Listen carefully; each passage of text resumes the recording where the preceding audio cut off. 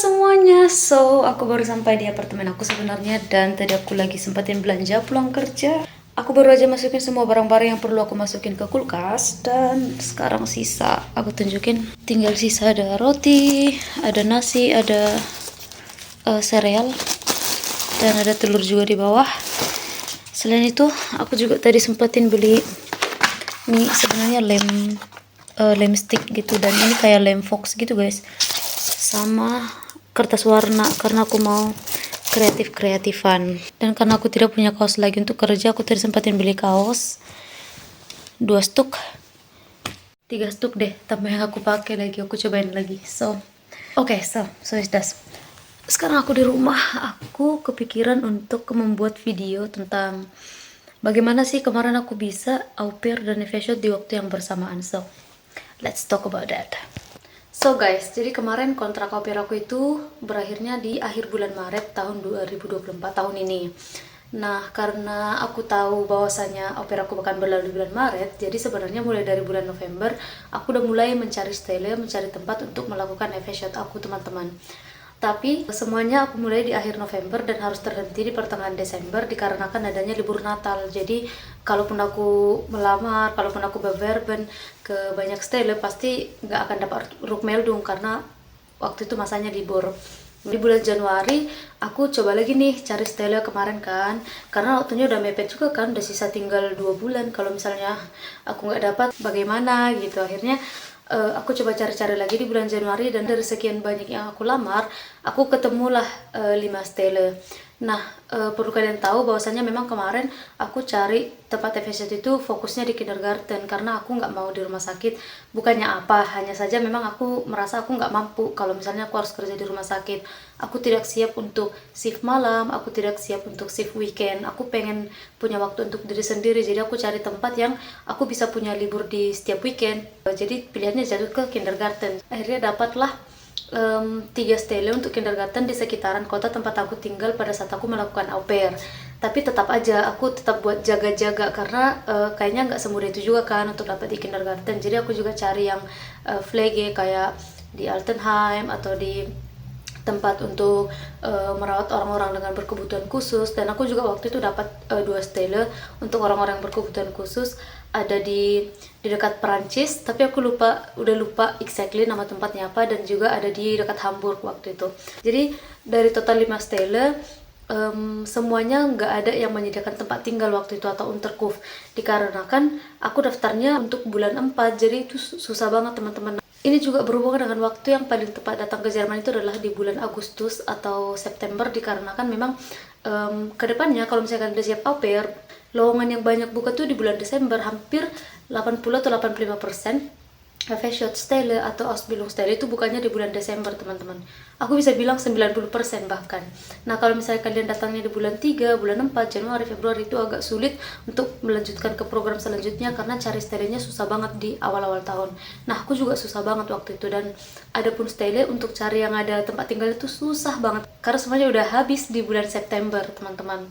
Karena orang-orang rata-rata ngambilnya per tahun kan, otomatis belum selesai gitu. Akhirnya aku dapat Arbeitsträger atau pemberi kerjanya itu yang benar-benar dekat di kota tempat aku tinggal kan. Terus kemarin itu aku bisa request karena mereka juga tanya, kamu maunya FShot-nya di mana? Jadi aku bilang prioritas aku kindergarten. Kalau nggak ada pun pilihan keduanya Altenheim atau panti jompo. Pilihan ketiganya ya di tempat orang yang berkebutuhan khusus. Kalau di rumah sakit aku memang nggak bisa. Aku memang bilang aku tidak bisa di rumah sakit.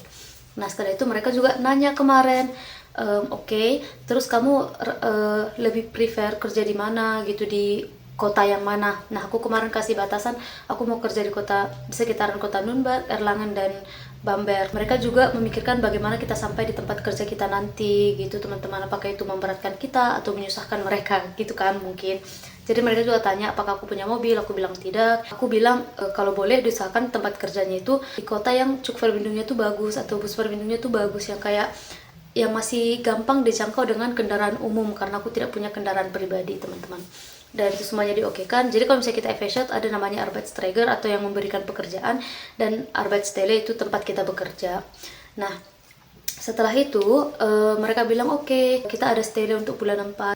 Terus kemarin itu kan aku okein ke semua nih teman-teman, kelima stele tersebut aku okein. Aku taruh perbandingan mana yang lebih menguntungkan aku, mana yang lebih baik untuk aku teman-teman. Nah, akhirnya aku batalin yang Flege dan aku tinggal punya 3 pilihan, dan 3 pilihan ini adalah kindergarten. Nah, setelah aku bandingkan lagi ketiga kindergarten ini, ternyata si tempat aku yang sekarang memberikan gaji yang lebih besar dan tiga-tiganya tidak menyediakan tempat tinggal. Otomatis aku memilih yang lebih banyak gajinya karena aku bakalan cari tempat tinggal sendiri kan. Tapi saat itu aku juga nggak langsung membatalin yang 2 lagi, aku tetap keep tiga-tiganya teman-teman. Jadi sebelumnya itu kita melakukan wawancara teman-teman, dan wawancaranya itu sekaligus 9 orang waktu itu yang diwawancarai, dan 9 orang ini semuanya bakal diterima. Mereka bakal carikan tempat untuk ke 9 orang ini termasuk saya. Dan 3 hari setelah wawancara saya dihubungi kembali, aku dikasih nomor untuk aku telepon. Itu kindergarten, dan kindergarten yang mereka berikan ini sangat dekat dengan tempat tinggal GF aku teman-teman. Akhirnya aku telepon, melalui telepon semuanya oke-oke aja. Terus waktu itu aku hospitasi, pokoknya kalian datang ke tempat kalian kerja nanti, kalian di sana lihat-lihat bagaimana pekerjaannya, bagaimana waktunya dan lain-lain, apakah cocok atau tidak. Nah, ternyata waktu itu kami cocok dan sama-sama cocok. Akhirnya si telenya melapor ke Arbeitsträgernya, pemberi kerjanya, bahwasanya mereka cocok dengan saya, dan aku juga telepon si Arbeitsträger aku bahwasanya aku cocok dengan kindergarten ini. Setelah udah oke sama oke, 1 minggu kemudian si Arbeitsträger aku, si pemberi kerja itu, mereka nelpon aku nih, dibilang, "Oh, maaf ya, kami harus mengabarin kamu lagi bahwasanya kamu harus mulainya di tanggal 1 bulan 3, karena aku mulainya di pertengahan periode kan teman-teman, karena yang lain-lain istilahnya yang seangkatan dengan aku, mereka semuanya udah mulai di bulan September dan aku baru masuk di bulan April. Jadi mereka mintanya aku harus mulai di bulan 3 biar 6 bulan gitu. Dan syaratnya kemarin mereka bakalan kasih aku stele ini kalau misalnya aku mau melakukan efesiat selama 18 bulan sama mereka. Nah, aku kemarin mikirnya aku nggak ada pilihan lain, karena memang stele yang lain hanya membayar 500 euro per bulan, dan itu nggak cukup kalau aku harus bayar rumah, harus bayar makan, harus bayar ini dan lain-lain semuanya. Itu nggak cukup. Dan dari efesiat aku mendapatkan uang yang cukup, pas-pasan lah istilahnya. Dan aku lebih kayak oke, ya udah nggak apa-apa kalau aku harus ambil kontrak 18 bulan, tapi nanti kan bisa dikundikung. Dulu aku mikirnya gitu, bisa dibatalin, karena mereka juga bilang, tapi kalau misalnya di pertengahan jalan kamu mau lanjut Ausbildung dan lain-lain, kamu tinggal kundikung atau tinggal dibatalin kontraknya 1 bulan sebelum, kayak gitu teman-teman. Dan setelah segala pertimbangan aku iyain untuk 18 bulan. Nah, biar 18 bulan aku mulainya harus Maret teman-teman, harus banget memang mulainya Maret. Dan aku coba diskusi sama GF aku coba tanya apakah aku bisa mulainya lebih awal atau tidak. Ternyata setelah GF aku berdiskusi berdua, bapak angkat dan mama angkat, akhirnya mereka setuju. Mereka bilang kami nggak mau kamu sulit gitu, jadi ya kami mau mempermudah kamu saja. Kalau misalnya memang harus mulai di bulan Maret, it's okay, kayak gitu teman-teman. Nah, karena aku mulainya bulan Maret, kan aku juga bantu nih si GF aku cari pengganti au pair yang selanjutnya, karena memang GF aku maunya dari Indo. Ternyata si au pair pengganti aku entah bagaimana ada masalah dengan kedutaan, jadi kemarin tuh bentrok banget terminnya dan lain-lain, jadi dia nggak bisa datang cepat teman-teman. Karena GF aku juga udah sama-sama setuju dengan aku fixin bahwasanya aku bakalan ngambil stele yang ini dan aku batalin 2 yang lainnya.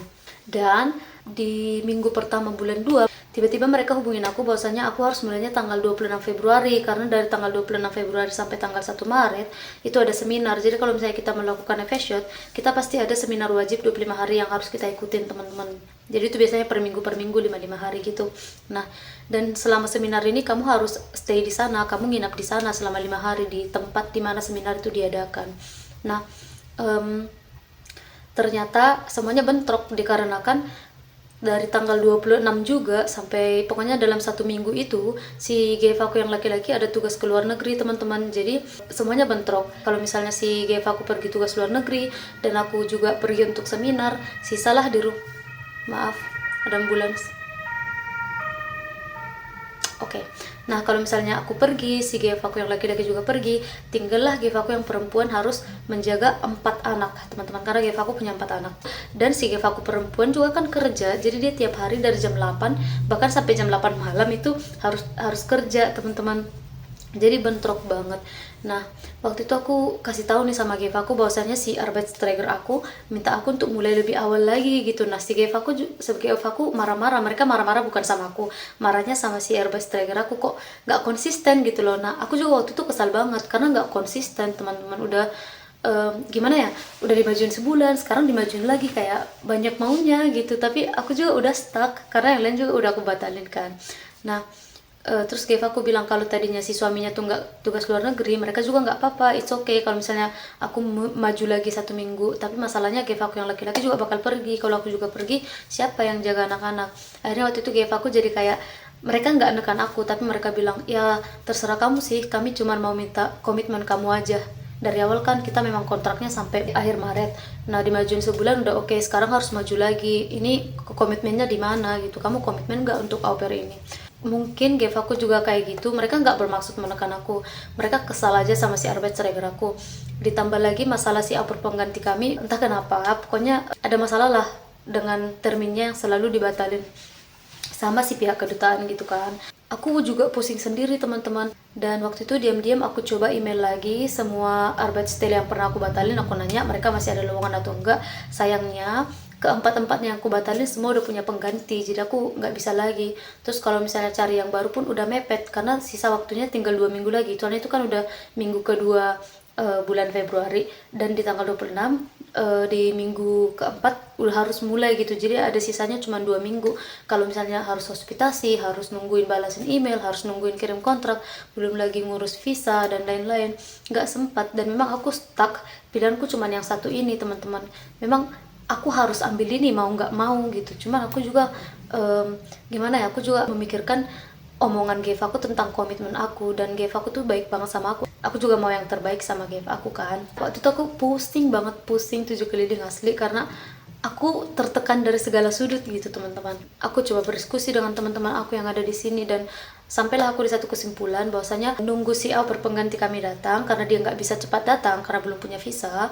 Aku bakalan cari pengganti sementara, karena di Jerman ini juga banyak au pair yang mau mengganti family, yang mungkin ada masalah dan lain-lain, mungkin gak nyaman. Nah, aku udah sampai mikir ke situ nih, aku bakalan cari au pair pengganti sementara. Pokoknya aku cari dulu calonnya, kalau udah ada baru aku kasih tahu nih sama Gave aku bahwasanya aku punya rencana. Akhirnya aku ketemu 2 orang yang menurut aku bisa menggantikan aku, bisa menghandle 4 anak ini nantinya. Nah, akhirnya aku coba cerita sama Gave aku yang perempuan, aku kasih tahu ide aku punya ide gimana kalau misalnya aku cari au pair pengganti sementara dalam sebulan, tunggu si au pair baru datang. Tapi memang dari awal kita kasih tahu si au pair sementara ini bahwasanya dia cuma 1 bulan doang. Mereka setuju, dan kemudian maksudnya si au pairnya setuju.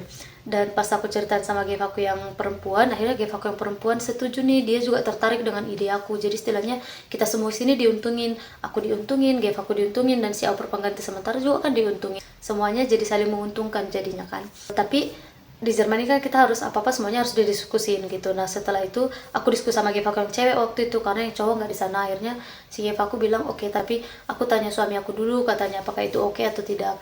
Dan pada saat itu sebenarnya aku juga ditekan dari Arbeitsträger aku bahwasanya aku harus ngasih keputusan dalam 2 hari apakah aku ngambil posisi ini atau tidak gitu teman-teman. Sementara si Gave aku yang cewek harus diskusi dulu sama suaminya, dan posisinya itu waktu itu hari Selasa, dan aku harus kasih keputusan di hari Rabu. Dan waktu itu Gave aku lagi tugas di luar negeri juga, pulangnya baru hari Sabtunya kayak gitu teman-teman.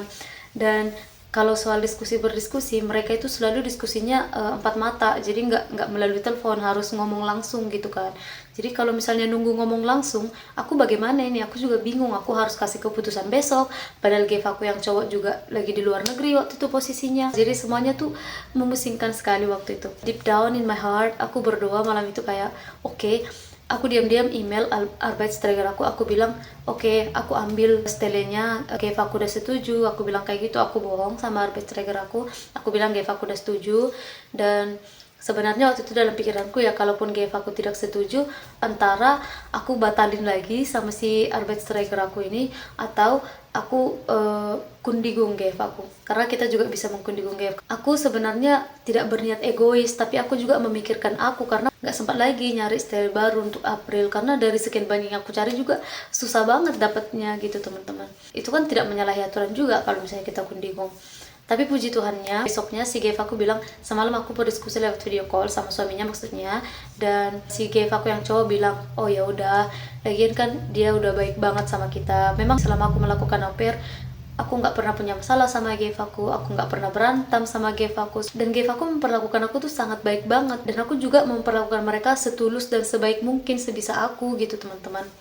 Dan ya mereka setuju kalaupun aku harus mulai lebih awal. Cuman kan aku juga penasaran dong, karena pasti bentrok. Terus gimana nanti kalau give aku yang cewek harus sendirian menghadapi 4 anak, apakah itu oke atau tidak kan gitu teman-teman.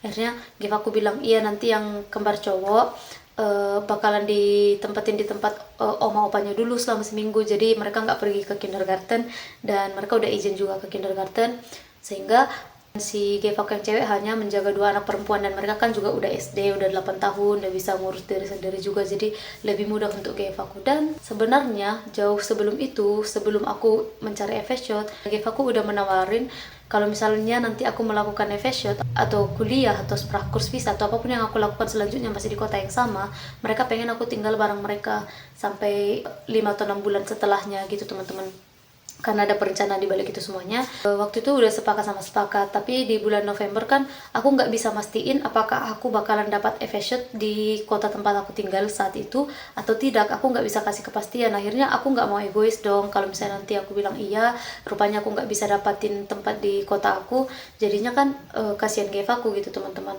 Nah, jadilah aku bilang sama Gev, kalian cari au pair pengganti aja. Aku juga bakalan senang banget kalau misalnya aku bisa tinggal di rumah ini lebih lama. Cuman aku nggak bisa pastiin apakah aku bakalan dapat tempat di sini atau tidak. Dan kalau misalnya pun aku dapat stay-nya di kota ini, ya bagus. Aku bakalan sering berkunjung ke sini.